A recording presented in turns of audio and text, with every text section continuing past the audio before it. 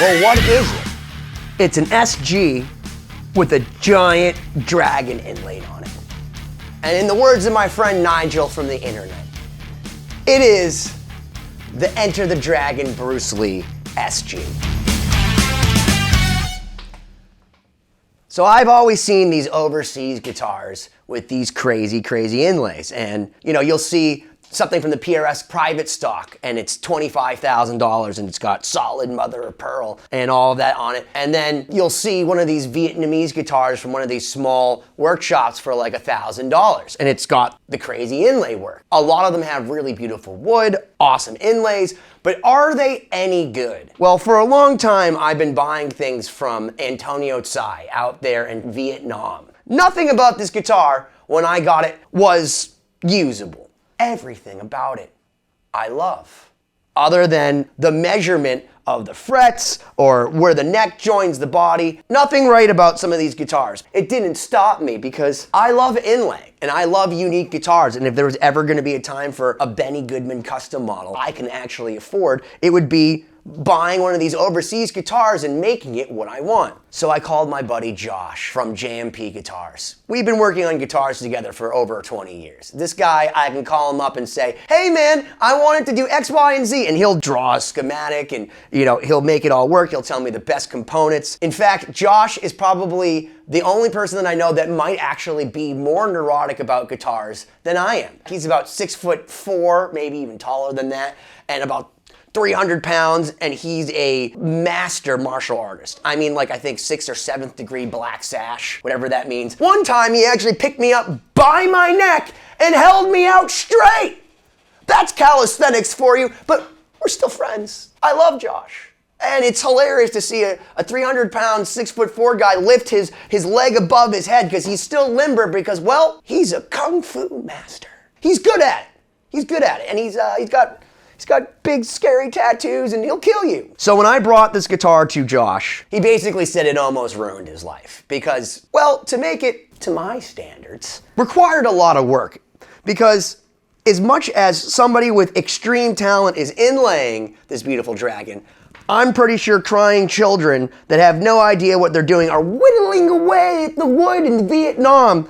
Because the craftsmanship on this, albeit great wood and some of it's awesome, there's just things about it that you're like, what is going on? The frets were everywhere. I mean, literally, it looked like Stevie Wonder had crowned these things. So thankfully, Josh knows what he's doing, and he re-radiused the frets to 12 inches. Fortunately, the frets were of a good enough shape that he could make these things work without having to rip them out, which would have been really obnoxious. The binding that comes out of these factories seems to be yellowed, like they'd been smoking around them forever. I don't know, maybe it's supposed to be fake ivory or something. And the nut is bone, it's buffalo bone. This was routed terribly. I mean, the pickups couldn't even fit in. There was no place to actually put the wires in between. So Josh had to literally like whittle away at the inside of this guitar and told me, again, that it almost ruined his life. And Josh is pretty patient. It would take a lot. All mahogany body, rosewood fretboard. We have these, again, I call them the Richie Sambora stars or the Chet Atkins stars because you'll see them on the Kramer from Richie Sambora and the Chet Atkins acoustics from Gibson's. A lot of them have the stars. So I love that. The other thing that's crazy about this guitar, it's 4 pieces. There's the seam on the back here. There's a wing over here. And a wing over here. Look at how big that wing is versus how big that wing is. Cut completely unevenly. Very strange. So here's my 74 SG, and here's my Enter the Dragon Bruce Lee SG. And as you can see, there's a little space between the pickups, but there's more space over here. Look at how far the fretboard goes down on the side right there versus this fretboard. It's basically like they wanted this to be a 24 fret guitar and attached it to the body that way, but it's really only a 22 fret guitar. So the weird part is it's just ever so slightly further out this way. Even though it looks pretty close, the fretboard on that other SG is about a half an inch further. That's what you get. What you want, a $10,000 looking guitar, but you buy it from Vietnam. Josh, again, rubbed a little bit more finishing oil on top of this thing so that it wouldn't fall apart from being basically unsealed. So I decided first and foremost not to put tone knobs on this. And you're like, well, there's 2 knobs here and there's 2 knobs there, which by the way are these nice chrome UFO top hat kind of knobs with black mother of pearl to match the dark lit mother of pearl. I thought that was pretty sweet. These are 3-way toggle switches. You got it. It goes from split to parallel to series. And you can do it for each individual pickup. So if I'm in the middle here, I can have this guy on parallel and this guy on split, and it's pretty freaking cool. I also put these Indian head pennies on it because when my grandfather passed, he left me this nice little penny collection, and well, I was like, what am I gonna do with these pennies? I'm gonna glue them to my guitars. They're not that valuable. This was actually supposed to go kind of right here, but then next thing you know, I scratched the shit out of here and this is all messed up. So we ended up with 3 inlays on the headstock. They're AGI lace sensor pickups. They are the D3 Sabertooths, which are basically a tribute to Donnie Lace III, who passed away. These are completely clear covers, as you can see, with chrome around them. They had said to my buddy Josh that these were the first ones they had ever made that were like this. So this is series. This is parallel. And this is split. So you have 3 distinct different sounds coming out of this one pickup.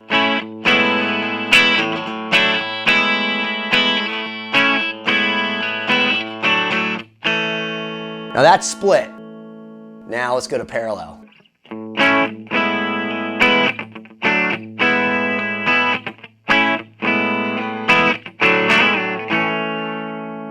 And now let's go to series.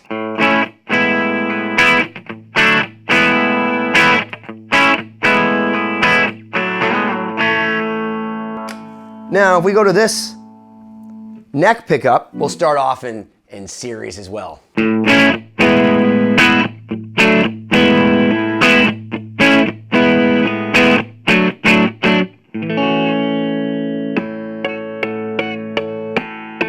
Parallel.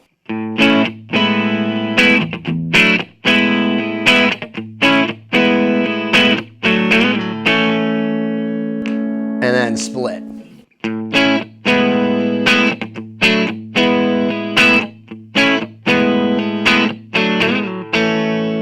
Now this is in the middle. Now that is middle position, both of them in series.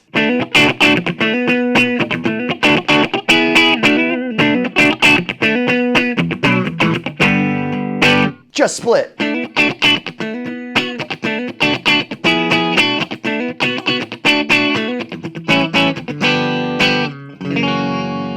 Sounds pretty freaking awesome, man. There's a lot of butter, there's a lot of different combinations. So a lot more useful than a tone knob was the idea that I could split these, I could use them parallel with one another or in series and have any combination of the above.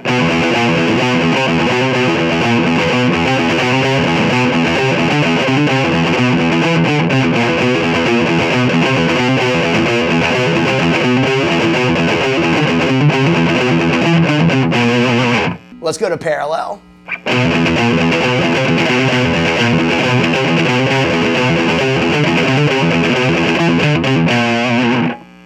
And split.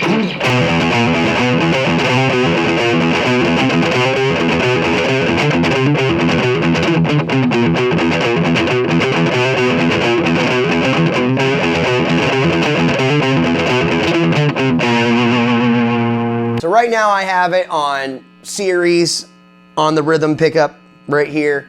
And I have my RV3 delay box on it. And I'm just gonna play some stuff because, well, I wanna dig into this thing.